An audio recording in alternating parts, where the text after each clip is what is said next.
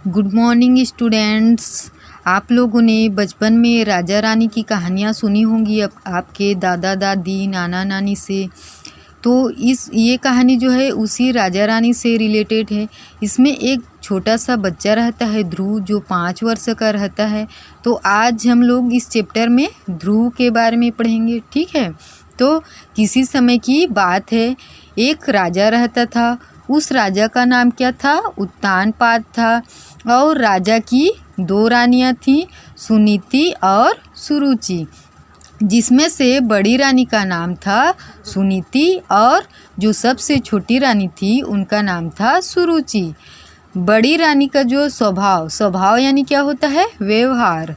तो जो बड़ी रानी थी उसका स्वभाव कैसा था? बहुत ही सरल था, बहुत ही सुंदर स्वभाव वाली थी। और जो सबसे छोटी रानी थी उसका स्वभाव कैसा था? वो बहुत ही झगड़ालू, स्वार्थी और चतुर थी, ठीक है। जो बड़ी रानी थी सुनीति, उसके पुत्र का नाम था ध्रुव। बड़ी रानी के पुत्र का नाम क्या था? ध्रुव। और जो छोटी रानी थी सुरुचि, उसके पुत्र का नाम क्या था? उत्तम था। राजा की जो छोटी रानी थी सुरुचि, वो जो है बहुत ही सुंदर थी। सुंदर होने के कारण जो है राजा उसको, जो उत्तानपाद थे राजा, उसको बहुत ही पसंद करते थे और उसकी हर बात मानते थे। सुरुचि के बारे में तो आप जान ही गए कि वो झगड़ालू प्रवृत्ति, स्वार्थी थी।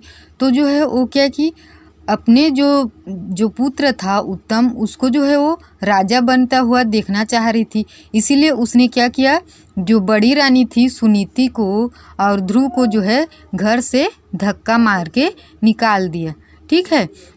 तो सुनीति और उसके पुत्र जो है गांव से बाहर एक जगह में अलग से दोनों रहने लगे। तो एक दिन क्या बोलते हैं ध्रुव, जो छोटा सा बालक रहता है, बोलता है कि माँ, हम लोग अपने पिताजी के साथ क्यों नहीं रहते हैं। तो जो सुनीति थी उसके पास उसका कोई आंसर नहीं था, ठीक है। एक दिन क्या किया, ध्रुव ने अपने पिता से मिलने की सोची और वह जो है अकेले चला गया अपने पिताजी के पास। तो जब वह राजा के पास पहुंचा तो देखा कि उत्तम जो है राजा की गोद में बैठा हुआ था।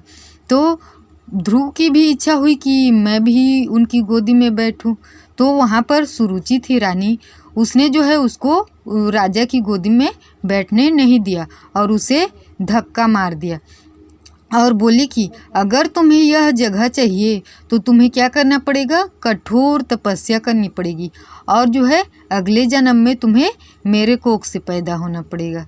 तो जब धक्का मारी ध्रुव को सुरुचि ने, तो जो है वो बहुत ही रोने लगा और रोते रोते वह अपनी माँ के पास आ गया और जो है अपनी माँ को बताने लगा कि सुरुचि ने उसके साथ क्या किया था। तो एक दिन क्या हुआ, नारद जी जो है ध्रुव को मिल गए और उन्होंने कहा कि तुम भगवान नारायण की जो है कठिन तपस्या करो, तब तुम्हें भगवान जो है उस गद्दी से भी ज़्यादा प्रसिद्ध बना देंगे। उसके पश्चात ध्रुव ने क्या किया, एक जंगल में चला गया और वहाँ जो है भगवान नारायण की जो है कठिन तपस्या करने लगा।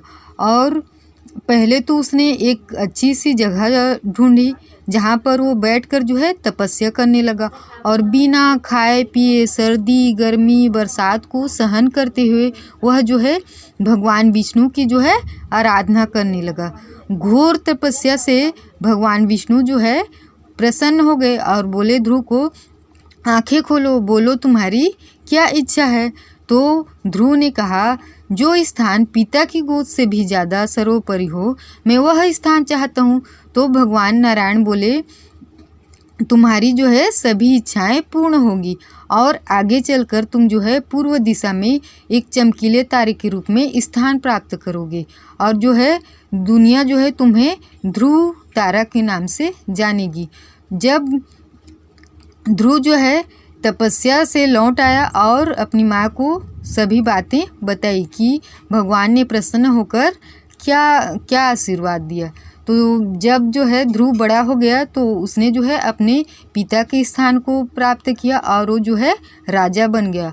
और जब अपना शासन खत्म होने पर जब ध्रुव जो है मर गया तो ध्रुव के मरणोपरांत जो है वो क्या बन गया, तारा के रूप में आकाश में उसको एक स्थान मिल गया। तो जब भी हम लोग ध्रुव तारा को देखते हैं तो हमें यह ध्रुव तारा हमें यह याद दिलाता है कि अगर हम जो है ईश्वर पर सच्चा विश्वास करेंगे तो हमारी जो है सारी इच्छाएं पूर्ण होंगी। तो बच्चों, इस कहानी से हमें यह शिक्षा मिलती है कि अगर हम दृढ़ संकल्प और एवं कठिन परिश्रम करेंगे तो हम अपने लक्ष्य को प्राप्त कर सकते हैं और हमें जो है सफलता प्राप्त होगी।